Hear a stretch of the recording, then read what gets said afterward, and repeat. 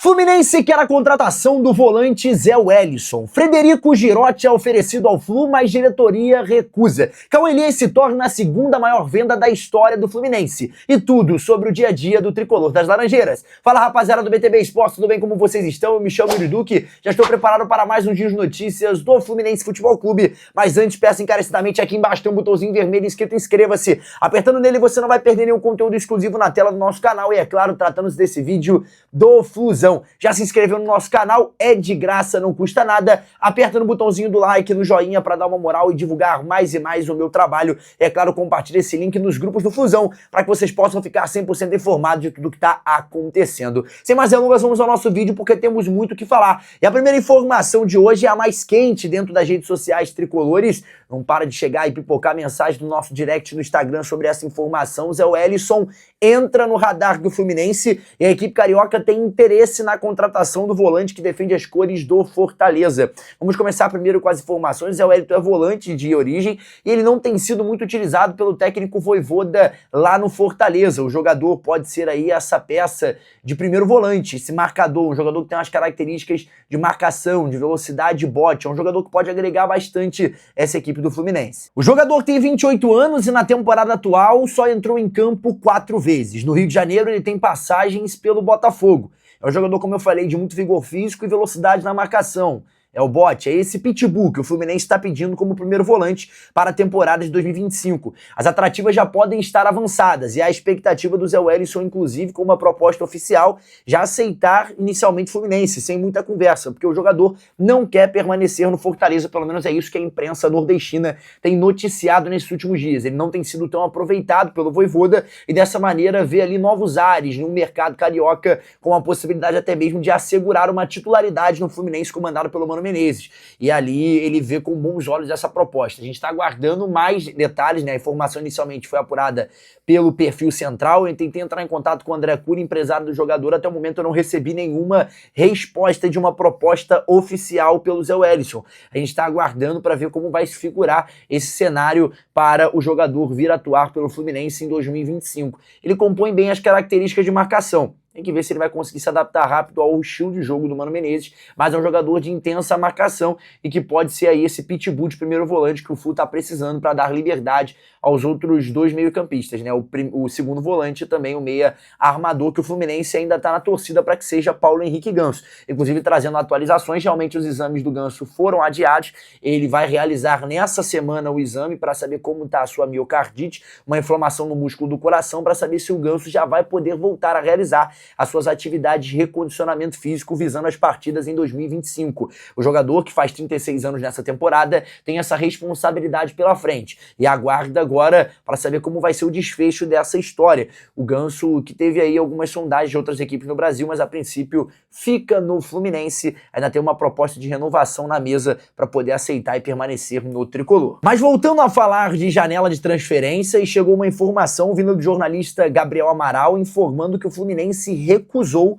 o Frederico Girotti, atacante esse que já estava no radar do Fluminense há bastante tempo, há mais de 6 meses a gente pode classificar o Frederico Girotti dentro desse radar do Flu. A informação é a seguinte: o Fluminense segue no mercado em busca de um novo centroavante. Após vender o Cauê Elias ao Shakhtar Donetsk, que a gente já vai falar sobre essa venda também, mas já definiu que o Frederico Girotti não será um dos reforços. Segundo informações do jornalista Gabriel Amaral, do canal Raiz Tricolor, o atacante argentino de 25 anos foi oferecido ao Fluminense, mas a diretoria rejeitou a possibilidade de negociação. Atualmente, o Frederico Girotti defende as cores do Talleres, da Argentina, e teve o seu nome analisado internamente, mas o Flu não demonstrou interesse em avançar nas conversas. O clube carioca segue avaliando outras opções para o ataque, buscando um jogador que se encaixe no perfil desejado pelo técnico Mano Menezes. Vamos lembrar que ao término da partida contra o Flamengo, o clássico carioca Fla-Flu, que aconteceu no Maracanã nesse final de semana, o Mano Menezes deu uma coletiva de imprensa falando, inclusive, que ele gostaria de um camisa 9.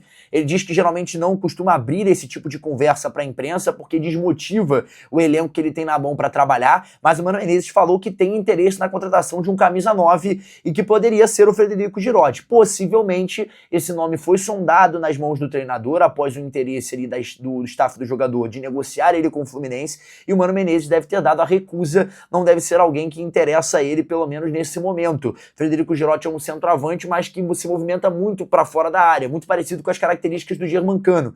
É um cara que não fica tão preso como um camisa 9 de área. E ali seria hoje o que o Fluminense está buscando, um camisa 9 para jogar a bola na área, para ser um cabeceador, uma presença num poderio ofensivo em bolas aéreas. É isso que o Fluminense tem buscado, pelo menos é o que o Mano Menezes descreve nas características de um atacante que ele gostaria no seu elenco. E aí entra vários pontos para a gente se analisar, principalmente quando se trata das possibilidades de mercado. Será que o Fluminense está podendo recusar qualquer tipo de jogador? O Frederico Girotti teve uma boa temporada no passado pelo Tajeres. Seria uma boa possibilidade? Não sei. Segundo o Mano Menezes e o Mário Bittencourt, não, porque a recusa na tratativa de oferecer ao jogador vinda do staff do mesmo, o Fluminense recusou e não quis conversar com o Frederico Girotti sobre a possibilidade dele defender as cores do Fluminense na temporada de 2025. O interessante é que seria um jogador barato. Quando o Germancano vem para o Brasil e ele vai para o Vasco da Gama, é uma negociação junto com o Independente de Medellín, e é um jogador que vem muito barato e um jogador que vem ali sem ser conhecido. E aqui o Germancano faz o nome dele no futebol brasileiro. Por que não a mesma coisa com o Frederico Girotti? O Fluminense não quis fazer esse investimento, então segue no mercado à procura de um centroavante. Prosseguindo com o nosso giro de notícias, vamos falar um pouquinho sobre finanças, porque o Cauã Elias foi apresentado pelo Shakhtar Donetsk e se tornou a segunda maior venda da história do Fluminense. A venda do Cauã Elias saiu por um valor de 17 milhões de euros, cerca de 101,87 milhões de reais na cotação atual. E ainda vai ter 2 milhões de euros em bônus caso o atacante bata as metas previstas no contrato, cerca de 12 milhões de reais a mais dentro dessa proposta. O atacante tricolor estava no elenco principal do Fluminense desde 2023 e se tornou inclusive peça entre os titulares na temporada passada. O jogador que compreende que teria essa grande possibilidade na Europa e escolhe ir para o Shakhtar Donetsk dentro de uma transferência que envolve o Fluminense. E os valores foram muito agradáveis pelo que o Cauã Elias vinha apresentando na temporada de 2024. E também ali no finalzinho de 2023 o Cauã Elias não foi tão bem. Ele só não ultrapassa o André como a maior venda da história do Fluminense. O Cauã fica atrás do volante, né, que teve a sua venda aí por 20 milhões de euros para o Wolverhampton da Inglaterra. Foi cerca de 135,5 milhões de reais, praticamente 40 milhões a mais do que a negociação do Cauã Elias. Ainda teve 3 milhões de euros de bônus, enfim. Mas o Cauã Elias ajudando os cofres do Fluminense dentro dessa negociação. Vale salientar que o Flu ainda não divulgou a sua despedida, não publicou nada para o jogador nas redes sociais. O Fluminense, a princípio, não vai fazer aí essa despedida pelo garoto, que é um cria de Xerém, um moleque de Xerém. O Cauã Elias ajudou muito o Fluminense ano passado e saiu ali de cabeça erguida.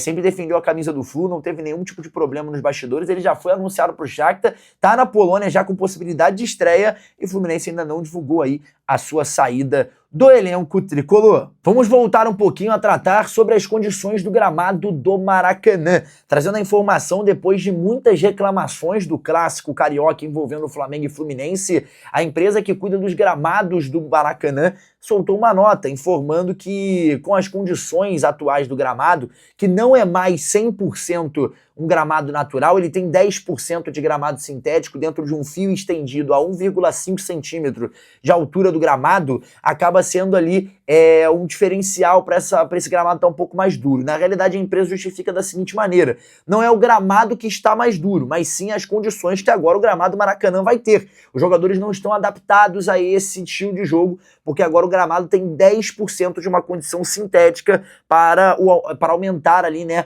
o volume do gramado dentro do estilo de jogo que é implementado nas sequências do Maracanã, porque são muitos jogos, então esse gramado sintético vai dar um recondicionamento da grama ter melhores condições do que a natural, que fatidicamente teria ali o seu desgaste maior dentro da rotina de jogos que é intensa no Maracanã, principalmente quando se trata de Fluminense, Flamengo e às vezes o Vasco e o Botafogo, que mandam jogos por lá, como foi ano passado, o Botafogo mandou Botafogo e Criciúma uma rodada do Campeonato Brasileiro quando o Newton Santos estava recebendo um show. E aí acaba que a empresa justificou, compreende, vai tentar fazer ali os acertos dentro desse gramado do Maracanã após as reclamações. Houve reclamação do Guga, houve reclamação do Mano Menezes e também do técnico do Flamengo, o Felipe Luiz. Essas vão ser aí as mudanças dentro do gramado do Maraca, vai ter que saber quando, porque a sequência de jogos está sendo intensa e essa final de Campeonato Carioca vai acontecer toda por lá. Provavelmente todos os duelos devem acontecer no Maracanã. Vai ter que se aguardar para ver qual período vai acontecer essa mudança do gramado, mas é algo que vai ser rotineiro durante todo o Campeonato Brasileiro, porque vai ter uma sequência muito intensa de jogos,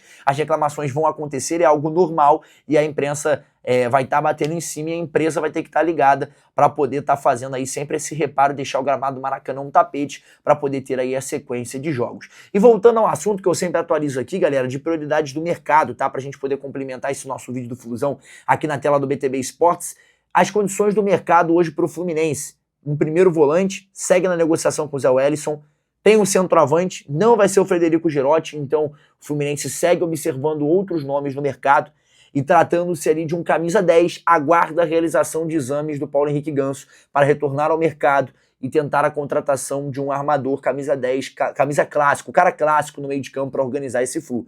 Vamos ver como vai ficar essas prioridades de mercado fluminense, como vai seguir aí essa janela, né, principalmente porque a gente tem uma janela de possibilidades europeias ainda de vendas para o Fluminense também. Então isso tudo segue em aberto para a contratação e para a venda de jogadores. O Mário Bittencourt está atento e correndo contra o tempo, porque o Fluminense tem que começar o Campeonato Brasileiro bem organizado. Carioca é teste, brasileiro é coisa séria. É isso, galera, estamos chegando ao fim de mais um vídeo aqui na tela do BTB Esportes, falando do Fluminense Futebol Clube, o tricolor das Laranjeiras. Mas antes, mais uma vez, galera, pedir pra vocês, aqui embaixo tem um botãozinho vermelho escrito inscreva-se, apertando nele não custa nada, é de graça, você dá moral pro meu trabalho aqui no BTB Esportes e, é claro, não vai perder nenhum conteúdo exclusivo na tela do nosso canal. Também aperte o botãozinho do like para dar uma moral no meu conteúdo aqui diário do Flusão, também compartilha para mais e mais torcedores do Flu, para que também possam acompanhar esse conteúdo, fechou? Então é isso, galera, eu me chamo Yuri Duque, muito obrigado por ter me acompanhado até aqui, nunca se esqueça, BTB Esportes em todos os lugares e também na cobertura do Fluminense Futebol Clube. Tchau, tchau!